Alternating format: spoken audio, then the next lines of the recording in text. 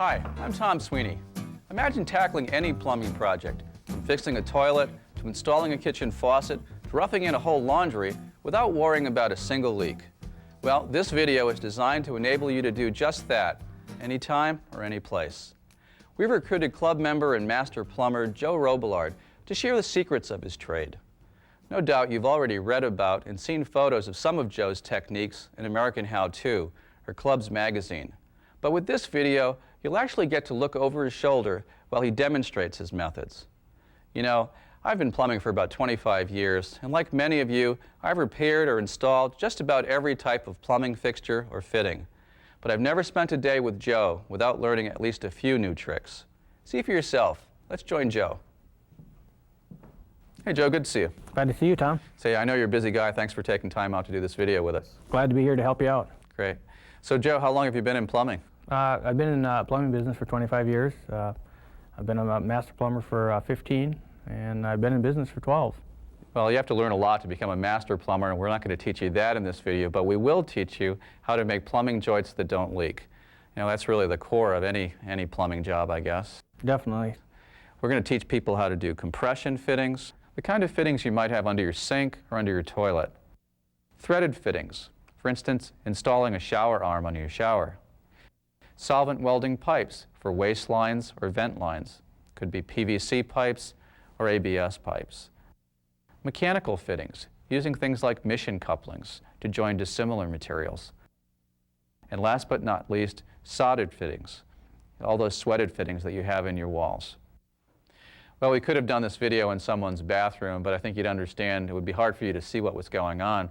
So instead, we built a couple of walls here and put some plumbing in the walls so that we had a convenient place to work and you could actually see what was going on. Well, Joe, where do we begin? Well, whether you're installing a faucet or repairing a toilet, you'll run into compression fittings, so that's where I thought we'd start. Well, we did install a toilet on a small platform to represent a bathroom floor, and we have a compression valve over here, and it's plumbed. We got a bit of a problem here. We've got quite a distance between here and there, and that long offset gives us a little more trouble where we might have a little more problems with leaks if we aren't doing it correctly.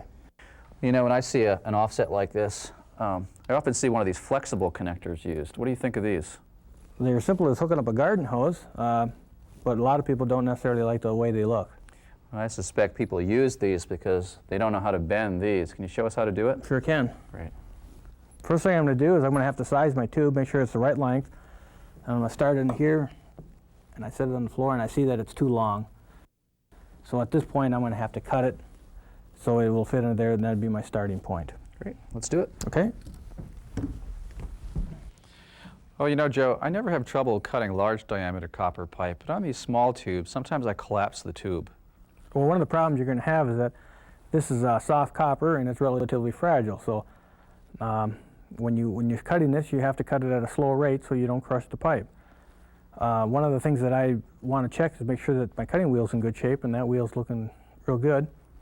Another thing that you can do that maybe will help your situation is I like to use my little cutter here. That it's not quite as aggressive, and it gives me a little bit more feel, and it's probably a good choice in this incident. So now that's the kind of cutter I use in close quarters where I can't swing a large one. In this situation, it also gives me the advantage that I'm not getting too aggressive on the pipe. So I'm going to bring it around one turn, and I'm going to check to make sure that I'm still in the same track. What happens if you're not? Well, if I'm not, the next turn I make, I'm not going to be in the same track. I'm going to create a threading action. And at that point, I'm not going to cut the pipe it's just going to start threading up there. Every time I bring it around, I'm just turning the wheel in just a slight amount. So I'm making a gentle cut here so I don't end up with a big flare on the end and a nice smooth cut here. Once I get this through, we can make our connection at the toilet. There we go. So there's our nice cut.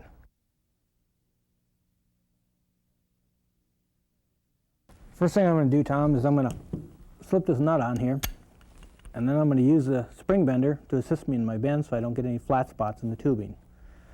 So I'll slip that over there, and when I pull it up here, you can see that it's supporting the pipe all the way around nice and tight, so that prevents it from kinking. So that's the first thing I'm going to do.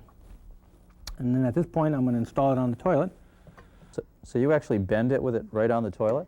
Yeah, the toilet will support the tubing. It's going to be easier for me to actually make the bend. I'm just going to move in position here so I'm going to use one fist to support the pipe so it's in a vertical position.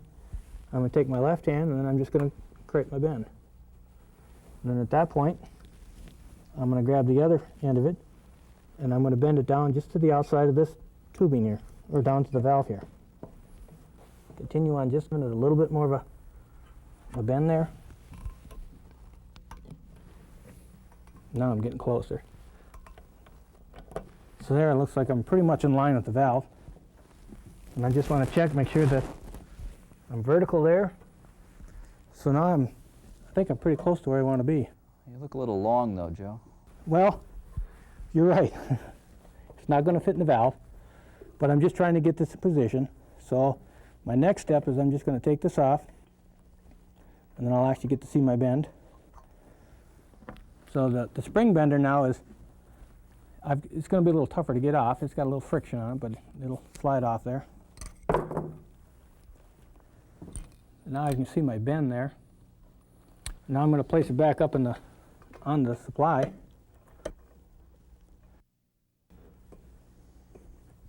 And I'm real close to where I want to be. I'm going to line it up, and at this point I'm going to scribe it, and that's how deep I'm going to be in the valve there. So I'm just going to use my screwdriver because that's real handy. And now that's where I'm going to cut it. So all I have to do is loosen it off and make one more cut, and we should be fitted. So I'll just use that cutter there, Tom.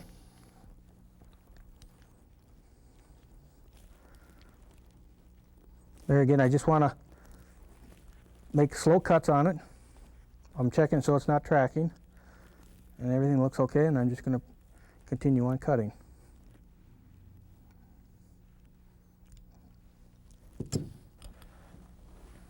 Now what I'm going to do is, just to check it, I'm going to set it in the valve.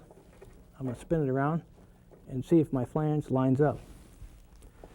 And it looks like it's in nice and flat. Because this is important that this is flat, because that's where I'll develop a leak. So when do you put your ferrule on? Okay, well now that I've got this fitted, I can set my ferrule on.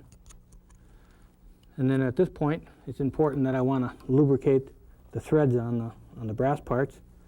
This part I don't need lubricant on the threads because this gasket here is going to make a good seal for me. I'm just going to put a little pipe dope on here.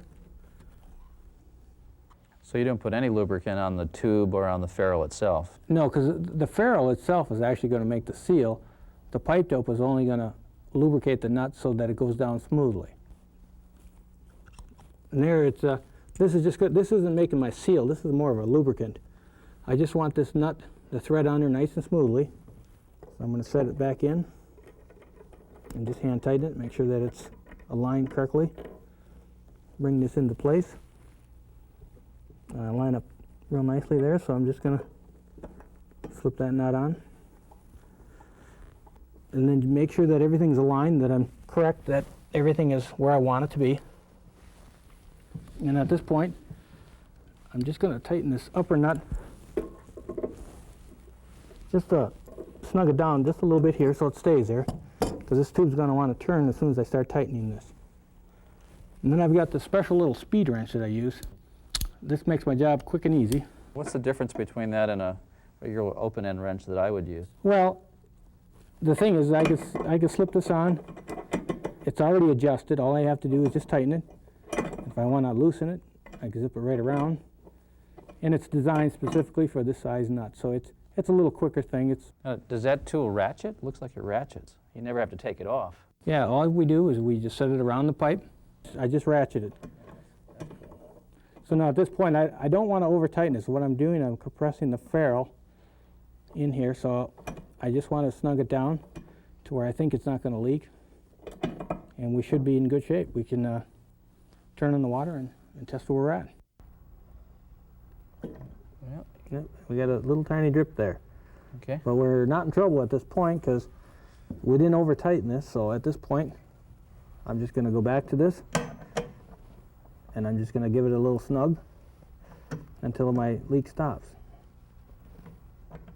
Looks like I got it there. I'm just going to wipe it down just to make sure that everything is dry.